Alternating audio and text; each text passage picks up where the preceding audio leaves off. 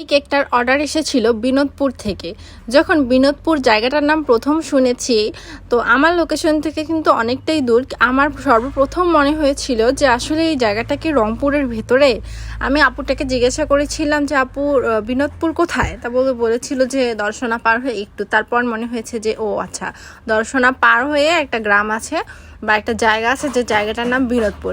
কিন্তু সত্যি বলতে কেন জানি জায়গাটার নাম শুনে আমার মনে হচ্ছিল যে টিভিতে সিনেমায় যেরকম জায়গার নাম শোনায় ঠিক সেরকম একটা জায়গা।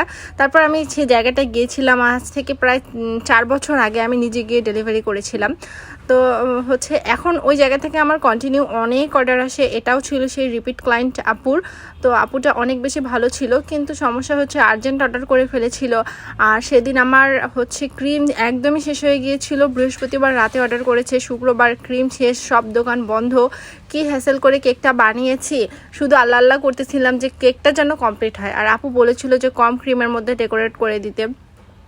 তারপরও কি হয়েছে জানেন, কেকটা করার পর আমার ক্রিম বেঁচে গিয়েছিল। যে আলহামদুলিল্লাহ, এত কষ্ট করে যে কাজটা করেছি ক্রিম শর্ট পড়েনি, এবং তার ডিজাইন ও কেক দুটোই অনেক পছন্দ হয়েছে।